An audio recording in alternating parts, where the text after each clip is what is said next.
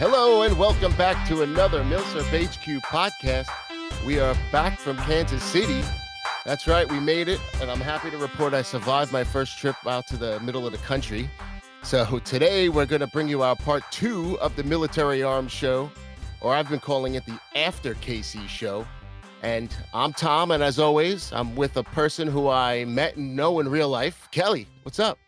Howdy, everyone. Thank you all for joining, and thank you for coming back. Yeah, so we got to meet up finally, so that was cool.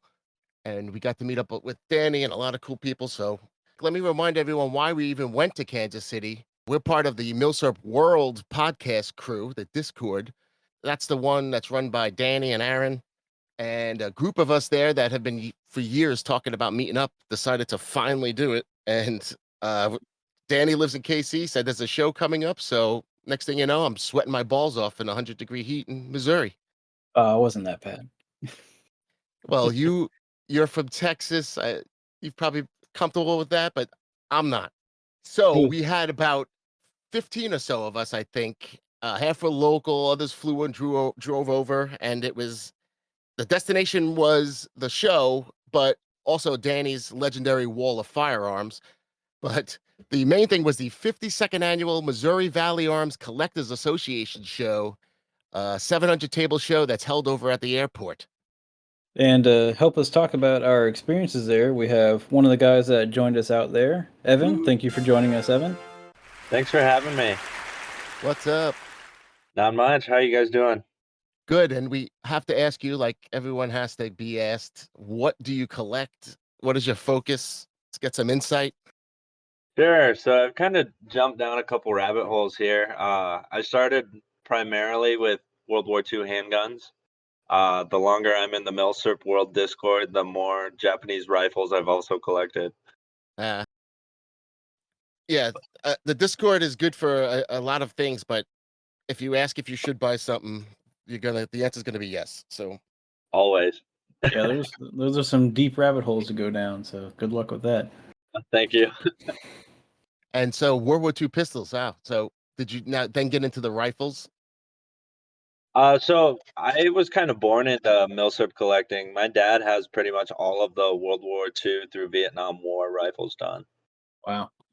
Oh, that's cheating. Yeah. Yeah. My brother and I have a deal kind of set out for the inheritance. Well, I'm not from a free state, so in the hotel lobby were people walking around with guns slung over their back. It was crazy. And even online, the line was built up right at the opening each day, and there was just a good percentage, maybe 15% of people brought rifles to be sold. So I'm not used to seeing all those guns out in public. It always feels weird when you first get to a gun show and you're like bringing a rifle. You're like, am I at the right place? Am I walking into somewhere with a rifle over my shoulder I'm not supposed to be? And you see other people doing it. Okay, all right, I'm in the right place. And Eva, where are you? You're nearby though, right?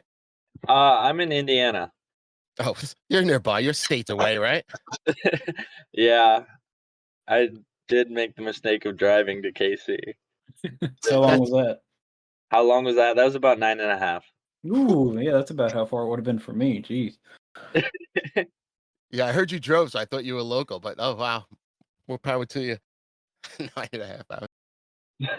So how's your state then in comparison to is it a free state? I don't know much about Indiana. We're pretty good on gun laws, but I mean we have constitutional carry now. And more importantly, is it 105 degrees there? No, thankfully. Getting quite a bit of rain recently. Oh geez. Today is only 103, so yeah. It's dry heat. So on the last show, we talked about Fridays being rumored to be the day where you get all these deals, and it's the vendor setup day, and they wheel and deal and offer things for a discount and whatnot. And for this trip, we were members of the Missouri Valley Arms Association, so we had access to Friday, which was awesome. So we got to get in there and see if it's a rumor or not. Spoiler alert, there are deals to be had on Friday. Oh, yeah. It felt just like the regular gun show, just far less people, and like half the tables weren't set up. But there were vendors were definitely open. The deals were being being made, guns were bought. Yeah, so all right, so let's paint a little picture here for the listeners. So it was a expo center, so it was a big giant empty rectangle. The website says 70,000 square feet, holds 4,000 people, and I believe they had over 700 tables this year. So it's this big giant room. The rules, though, for buying a table said only firearms, armor, and military historical items are allowed on exhibit. Yeah, So, that's nice. so I went in expecting no tasers, jellies, and jerkies, but I didn't expect to walk in and it was just wall to wall wooden stocked guns. Beautiful. Yeah, that was a pleasant surprise because like at any gun show, you expect to see like the table full of ARs, a table full of Glocks and modern pistols and yada yada yada. But yeah, there was like one or two of those out of the 700 tables, and the rest was just old MILSURPs or lever actions. There were some like hunting shotgun tables and stuff like that, but it was vast majority MILSURPs and other old guns, which you never see. That's why it was such a good show to go to. That's why they chose this one, and they hyped it up, and they were right. Yeah. How about in Indiana? Do you have shows that compare to this? So I grew up going to gun shows. I'm still in my 20s, but I feel like they've definitely kind of fallen off. Definitely smaller than the KC show. You get roofing companies, stuff like Uh, that. yeah, this was unique from what I hear with some of the other larger shows like Tulsa, that because Tulsa has the jerkies and the jellies. So the fact that it kept those out and it was still not all ARs and other things that it could have been was amazing. Like, Yeah, what was the first thing you guys saw when you walked in that stood out, First thing if I anything? saw was it was a Type 99 Arasaka sniper. That would stand out? Yeah, yeah. definitely good. I think the very first table I saw was like some Japanese katanas, like World War II era. There's like a whole rack of them, like right in front of the door as you walked in. I walked in, but there was people kind of, right, congregating right in front, so I had to go to the right a little bit, and I saw the left-handed 1903 Springfield table. Oh yeah, It that was was a unique one, and that so was part of the displays they had there, which is another unique thing you don't see at a lot of gun shows. yeah, so we had this big rectangle, and like most of the outside, I guess most of the outside of the back and on the sides were set up displays that we're talking hundreds of $1,000s worth of guns just for display with look like school projects, some of them, like oak tag on, and Yeah. every Winchester rifle from the first model to the last. There was a Marlin table, every model. They had a display contest, and that was obvious they needed one of those because all the displays were so great. Yep, and that's how we got into the show because we were part of the MILSURP World group, and the Danny at MILSURP World had a display table there, so they go in and set up Friday, so we're able to join and help out, but also go around and look at everything. So there's a little tip and trick. I think they might have mentioned that. Like, yeah, have a display table. If you're not selling anything, you can still get in early and see all the good stuff on Friday. And speaking of that display table, Danny's table was great. He had a G41, a G43, couple of K98s, and all those medals, German medals and uniform. Yeah, they did a lot of cool stuff, and it was helpful to have like a home base since there's so many of us there, and everybody's like buying stuff, and they don't want to carry it around for the rest of the day, so they'll just like take it and put it under the table, and they know it's a safe spot, or come in, have a seat, or go grab a drink or something, and come back. And as far as wheeling and dealing, I saw more than one table have two vendors. One guy would go off, buy something, come back and say, I just bought this, blah blah blah, put it out for this much, and go back out. Yep. So Yeah, there they're was, definitely. there was a lot of turnover. Oh yeah, yeah, definitely plenty of that. Now, tell them about the bayonet issue with that idiot. Yeah, so some people can be a little weird about the Friday sales versus other day sales. So there was a Swiss sawback bayonet, and the table I found it at, it was $300 on that Friday when everyone was setting up. This guy's already all set up; he's just chilling there. And I didn't want to spend all my money on the first day, so I'm like, I'll wait and see what else I see tomorrow on Saturday because we're spending the whole day there Saturday. So Saturday comes and I only spent a little bit, so I still had some cash left over. I'm like, all right, I'm gonna go get that bayonet because I want a saw back. Who doesn't? And then when I go over there, I'm like, hey, I'm interested in the saw back. I'll take it. He's like, all right, $400. I'm like, what? It was $300 yesterday. He's like, well, there's people here now. There's more demand for it. I'm like, no, I there's couldn't not. believe it. It's still here. There's clearly not demand for it. If it's still here, it was $300 yesterday. He's like, nope, 400. I'll come down to 350 and meet you in the middle. I'm like, no, it's 300 yesterday. I want to pay 300, and so we didn't find a deal. So I believe he went home with it on Sunday. So that's on him for having dumb rules like that. Yeah, it was amazing that he said that. There's people here now. That's the difference.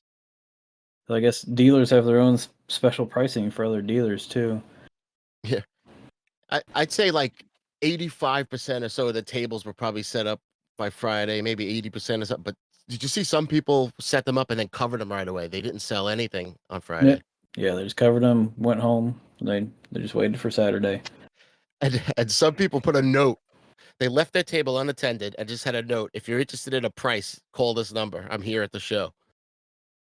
That was pretty funny. Yeah, they were walking around buying stuff. The vibe on Friday was awesome like that. It was so less crowded. You could play with everything. You could negotiate quietly. The Saturday was maybe 3 times as many people, right? I think it was a Oh lot. yeah, at least the aisles were packed. Everyone was looking at everything. There were tons of people there. It was crowded the whole day pretty much. Price-wise, overall, did you think it was cheaper than what the going rate on everything? No way. Or, how much more expensive, I should say? I didn't think it was so bad. Personally, I thought it was like the prices were kind of like 10 to 20% higher than the deals you could find. Yeah, and they always build in room for negotiation at gun shows, as we heard with Matt last time. But yeah, overall, I'd say like they weren't bad. There's nothing. I mean, I'm sure there were some outstanding deals to be had. Probably got all snatched up on Friday, but But some were obviously ridiculous, like that one table we talked about with MILSURP World. But overall, I mean, seemed pretty fair. What held me back a lot was I had to fly home, so if I bought something like a rifle or pistol, I got to figure out how to get it home, whether it be shipping or trying to check a bag and dealing with that nonsense. right. Yeah, like the best deals that I saw were ones that were just priced right, you know? Like Yeah, I didn't see anything that was a steal by any means, personally. I'd agree with that. Right. I mean, and the few things that I thought were pretty good deals or priced right were gone the next time I went back. So, oh yeah, um, things went quick. um, I wrote down a few things that I remembered was I was looking at the M1 Garans or Garans, just to see what the lowest price I could find. The lowest price I saw was 1,400, Wow. and it was a H&R. I think I saw one for 1,000. It was just like your standard rack grade from the CMP, which is like 750 if you go there. So, meh. It That was one probably probably got probably bought gone by too. the time I got there. Yeah. I was looking at the Enfields. Now, if the price was right, I would figure out how to get it home. But Yeah. I was looking for things anyway. Yeah, if The there's a Enfields were a little expensive. Yeah, there weren't a lot of the one thing I did see a lot of was Japanese stuff. It seemed like there was a ton of Japanese stuff at this show. Like every third table seemed like had a Type 99 or Type 38. I think I saw like 8 different Type 38 carbines, and there was like at least 2 or 3 Type 94 Nambus. Weirdly, 4 to 6 baby Nambus and like 2 Papa Nambus. There was a ton of Japanese stuff here. No Type 30 though. What was that, Evan? There was a Grandpa Nambu even. Oh yeah, Okay. that's right. With like the stock and everything. Yeah, you never see that kind of stuff. Right. There was no Type 30, which I happened to be looking for and didn't see. But all those other ones, yes, that Japanese was by far the most represented, I think. Other than German or American, which that's any Yeah, MILSURP. but even those, there was a lot of 1903 variations. I did notice, but there wasn't a lot of 1917s. Yeah, I saw at least. I mean, I saw 5 or 6 of them Oh, probably. geez. Maybe I'm not looking as good as you are. Yeah, I got an eye for them, but yeah, I saw 5 or 6, which I that's thought I not saw like crazy. 3 or so. Because I was probably Yeah. trying to price them all. I mean, they're more common to see than a lot of other things. What else did I see there? Oh yeah, I saw like 10 Enfield or Webley revolvers there, and almost all of them were too expensive except one table. I really thought about getting it, but it was like maybe $50 under market or like $75 under market. So I'm like, I don't really need it. Let somebody else have the deal. I can find one eventually. It's not high on my list, kind of thing. So what were the ones you kept going back to? Didn't you have that Bodeo or something? Oh, so the one I really wanted that was there was a Ross and Gasser That was cool. 1898, which is the Austro-Hungarian revolver of World War One, and they had it at 750, and it was a little rough, and 750 is about market, and I wanted to pay under market, so I went back and looked at it, and I didn't find anything the rest of the day. I offered 650, which I thought would be, if I could get for 650, I'd take that, and I would deal with getting it home. And the table was a little bit weird. They had a lot of good stuff, but they're like, "Oh, we price our stuff fairly. We don't really negotiate. We'll do 725." I'm like, that Well, kind of rubbed me the wrong way. I'm like, no, I'm good. Never mind. but what sucked is every time we went somewhere, we kept passing that table, and it Yeah, was just there. mocking me. But yeah, that was odd. That like you don't negotiate and you come to a gun show. Like, come on. Yeah, he kind of had the "I know what I got" kind of vibe. Yeah, Yeah, right. and some of their stuff was like crazy price. Like I think they had a G41 that some of the local guys said that they've had for years, and it was like 9,500 when they're going for like 6 grand regularly. You know, one of the deals that I would have jumped on if I was buying hardcore would be the Arasaka that one of the guys in our group got. Like I said before, the people are walking in with guns on their back, and a lot of them would put a sign and just tape it to the gun saying, Arasaka 650 or whatever it was. And this guy had a early Arasaka, right, with monopod anti-aircraft wings, and it was 850. 850. I, I mean, that was with the winner. with the Dana. bayonet. True, yeah, with the bayonet. I mean, Yeah, that was a great deal. and I think he talked him down a little bit too. Yeah, that was one of the solid deals there. Um, Evan, do you end up getting anything? I just bought a book on German handguns, but I'm kind of I was in the same boat as Tom where I spent a little bit of my money before I left for the show and No, couldn't exactly get what I wanted at the show. messed up. I there were some decent deals on handguns. I saw some decent priced Beretta 1934s and 35s. Yeah, there were like an oddly high number of those. I think I saw probably about a half dozen also. Yeah, I saw one under 5. That's not bad. Yeah. I know there's a couple of Type 94s that were reasonably priced. Also, the surrender pistols. Yeah, I actually heard a Fudd say surrender pistol as he was walking by. Oh boy. Yeah, there was some good Fudd lore there for sure. The Yeah, we can get into some FUD lore because they, they I don't like ganging up on the FUDs, but they volunteer and push themselves into your life without you asking. We'll give you a comment on anything, no matter what. Right. Even Evan now does not have long hair like some sort of hippie. right, right. So the vendor who was selling that Swiss sawback was the one who told me I needed to get a haircut and go talk to my local recruiter. Said that would be the best decision I ever made. Just say something to piss him off, or what? You just looked at him wrong. I was just looking at his wares. Hey kid, join the army. No, I'm okay. Yeah, so the FUDs were sharing a lot of info. The MILSUP World, they talked about the one where they used they used 7.7 Japanese in the M1 in a pinch. Is that how it was? Yeah, it was something like, oh, if the GIs ran out of ammo, they could take 7.7 Japanese for the Arasaka, and they could fire that out of their Garand if they needed to. Yeah, and so Danny had some 7.7 brass and just jammed it into his Garand, and Got to try it. it got stuck. Did Oh, not extract. it got very stuck because it was an already fired case, and Arisakas tend to have generous chambers. Right. We're thinking that it expanded way too much. But So after a yeah, couple of bangs, you got it took out. took some mortaring to get that out. Yeah, to go up and help them. But now Uh, I'm kind of curious, like if I had like a unfired piece, could I try I'm not trying it. that? I have a dummy round. I thought about it and I said no. I don't want to do it.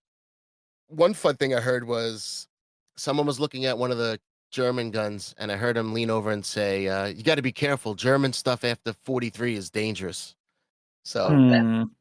not even I can understand maybe saying it for the 45 stuff. So 43. after 43, Jeez. so that's more stuff for us, though. Yeah, please. Yeah, lower your prices on it. Oh, there was a few of the regular old school Fudd lore. If the mum is ground, that means it's a capture. That's it, 100%. Yep. Guaranteed capture. This Carcano is the same that killed JFK. Oh yeah. Any Carcano or any Mannlicher action in general. Well, that's one of them JFK rifles. And then the one table that got a lot of attention was that sniper table. And I don't know enough about the snipers. I only seen these things in books. But apparently they put out like 20 or so sniper variants, each $8,000 to $15,000 on the tag. And apparently almost every one of them was incorrect in some way, or right, or less than ideal. Or they were twice as much as they usually go for. Yeah, they just had insane prices on everything. So from one aspect, it was just great to see these things. You see these things in books. It was great to pick them up and play with them and everything. But no one's walking around with 15,000 to throw on a non-matching sniper rifle. Yeah, and if they are buying one, they've probably done their research and can tell. You're right. Was there any more FUD shit? There's somebody walking around with a SMLE on their back, I think, and I overheard they were walking past some table and somebody said, Yeah. "What kind of Mosin you got there?" It's just like, God damn it! Everything is either a Mosin or like a Springfield, no matter what it is. And the coolest vendor I thought was that M1 parts guy, who the whole like middle of the show was a guy who had every part for the M1 Garand carbine, the 1903s, but right, like every screw, every spring. Like every single, yeah. So, and he kept saying it like he was joking, but he was serious, saying like you could piece together your own. I was like, all right. Yeah, he said like if bring me a receiver and I can build you an entire rifle, and he absolutely could. He had every single part from every single manufacturer. It seemed like. And he wanted me to do it the way he was saying it. I said, go get me a receiver. He was like hardcore. It'd Yeah. be kind of cool to do. If you could do it before the end of the show, I'll buy it. So that was overall compared to my shows, it was like a dream show because like sheer size. I have 25 tables at my show, and half of them are MILSURP related, but then they're militaria, so you end up with like 5 good tables. Yeah, about the same for me. Like our shows get pretty big, but yeah, there's a lot of like there'll be 4 tables that all have the same modern pistols and ARs and jellies and jams and jerkies and roofing tiles and random shit like that, and there'll be like 4 MILSURP tables out of the 300 there. Well, I'll definitely go back just for that reason that you're gonna see it's not gonna be a waste. Oh yeah, Tulsa is definitely worth going to too. It was like 3 times that big. You can literally walk the whole show. It would take an entire day just to walk and not even look at anything, just to walk between the rows. Oh, the auction houses were there, Morphe's and Poulin's, and Poolins, it's even more affiliated, maybe. Simpson and Yeah, so Old Steel. for some reason they put out these displays of their high-end rifles and pistols that are on their upcoming auctions. And I mean, there was a Type 4 Garand copy. There was the 20, The Vickers Garand, the 22 Trainer, gas trap right? Like, Garand. oh my God, what were those things? Like $100,000 estimates? Yeah, they're like 40 to 50K, and Yeah, we were chatting with the Poolins guy, and he's like, "Yeah, pick him up, take a look." I was like, "Are you sure?" Yeah. So Probably the had to only be time I'll be able to hold a Type 4. Yeah, right. yeah, Type 4 Japanese Korean copy. I'm like, I never thought I'd see one of those in person. Here I am holding one. Yeah, it was pretty weird. And SVT 38, some guy had, like, there was so many things that I've been dying to fiddle around with. Yeah, there was like 3 of those, I think I saw. What was that? There were 3.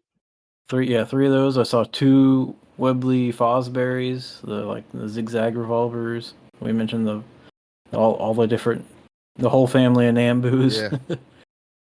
The MJ42 and 6.5. Oh my god.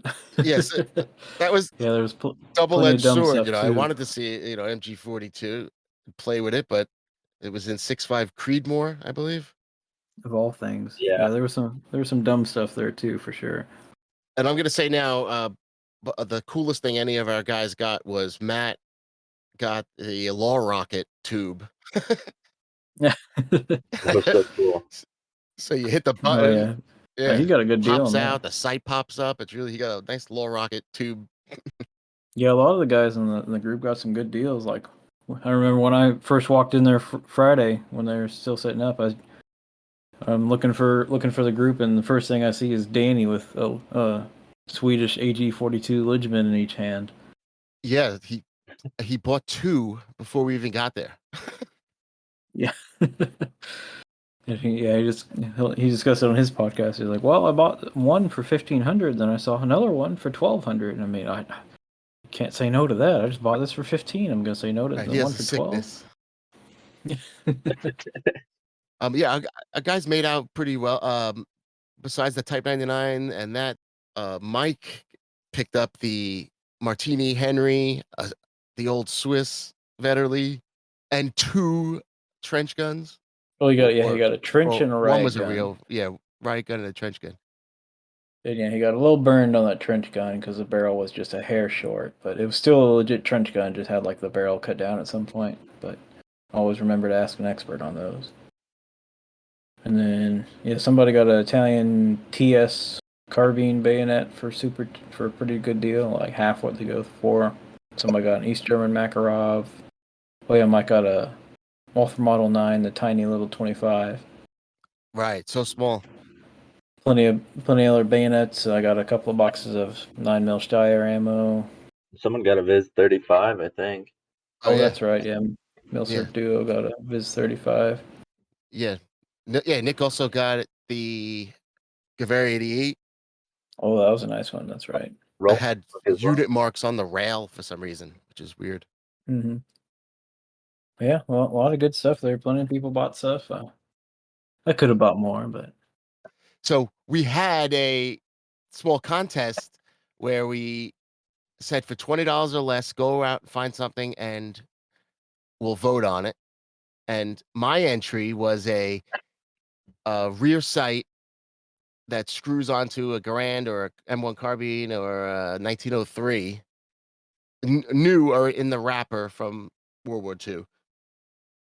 And Kelly, you had so it was a hand trap, like to throw clays with using a little hand tosser thing. It was like vintage from the 1960s or 70s, brand new in the box, never been used. And it's like all wood and metal and springs and stuff, and it looks really cool. Yeah, that was cool. And a friend Mike got a can of emergency water From 1944. Well, let's just be happy it wasn't an emergency because we opened it and It was metal colored. yeah, Probably tasted like iron, straight iron. A little bit of cement in there. yeah, a little. And then Matt got a like FAL instruction booklet that has a big old blueprint that you could like take out and frame. That was really cool looking. Right. And then I think one other guy, he went over the $20 limit, but he got some Japanese cigarettes from World War II, which I think that was the winner of the competition. Yeah, that's why he won because it was awesome. Yeah. It was a little more, but that was awesome. And no, we didn't smoke them. I told him to smoke them, but he wouldn't do it. I mean, maybe you'll throw up, but whatever.